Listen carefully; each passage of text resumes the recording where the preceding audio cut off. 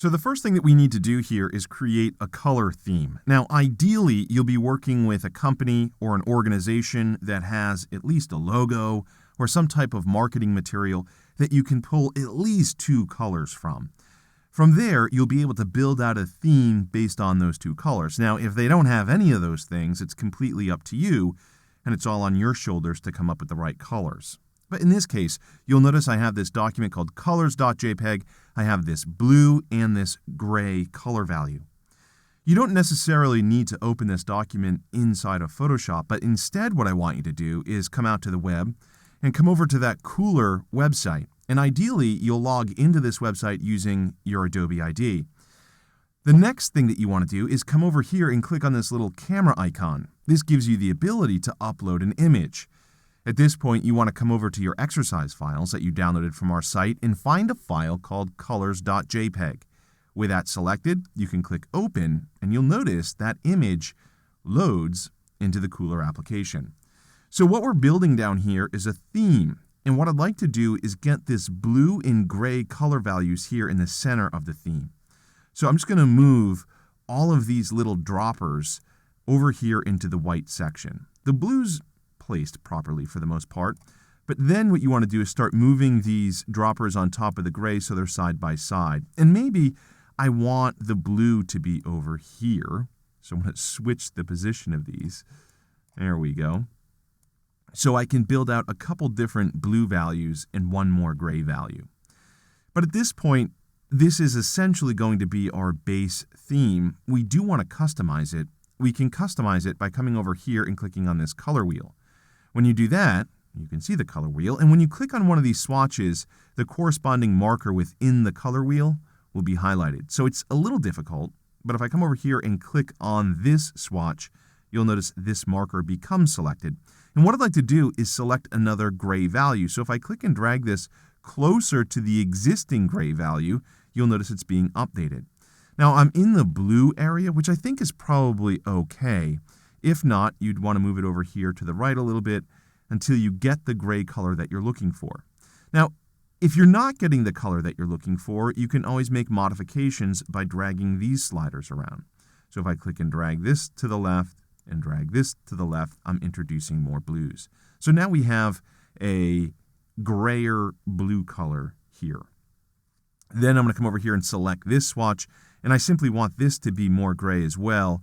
Again, it's going to be somewhat difficult to place this properly on the color wheel. I actually think I did a pretty good job there, but if I want to introduce more blues, I could click and drag this to the left. It's getting a little green, so I'll introduce some more purple colors. And this color is looking very similar to this color over here, but it has a little bit more blue in it, so I'm okay with it. Maybe I'll make it just a little bit lighter. And then maybe I'll leave this white and just tint it ever so slightly, bringing it just a little bit closer to the blues. So once you're happy with your color theme, you have a couple different options. First of all, you can save it. Once you save it, you may want to download it. To download it, all you have to do is click this download button, and it's going to download something called an ASE file. So I'm going to go ahead and save this, and what I want to do is view it within the download folder.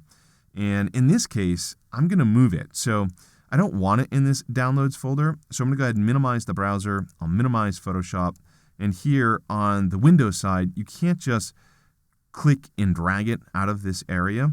What you need to do is find the downloads directory, which is right here. Then I can find that ASE file and drop it onto the desktop. Now the ASE file allows you to load that swatch into really any Adobe application. So here, what we can do is load those swatches in by opening up the swatches panel. In the top right-hand corner, we can choose Load Swatches, and then we can navigate to the desktop, and here we'll find that color.ase file. You'll notice right now it's looking for ACO, so we're just going to switch this to ASE, and then that file should appear. I'll go ahead and select it, and I'll click Load. Once you load it, you'll notice that those colors become available down here towards the bottom. Now you can also come up to the window menu, and under the window menu you can choose extensions, and from there you can choose Kuler. And you'll notice you have a little Kuler panel here giving you the ability to modify different types of themes. You can come over to the Browse section, and you can look for the highest rated themes or any one of these other options. Now, you also have the ability to create a theme right here. And if you want, you'll notice you have the ability to name and save the current theme. You can also add the theme to your swatches panel, or you can upload the theme to Kuler under your account. So you have a lot of different options in terms of how you can go about creating color themes. But in this case, we have our theme down here towards the bottom in the swatches panel. If you want a dedicated swatches panel displaying just these color swatches, you can do that as well. What you would do is come over and choose Replace Swatches, and then you would make sure that you have ASE selected for the extension, and then you can choose Colors, Load, and now we're dealing with just those colors and black and white.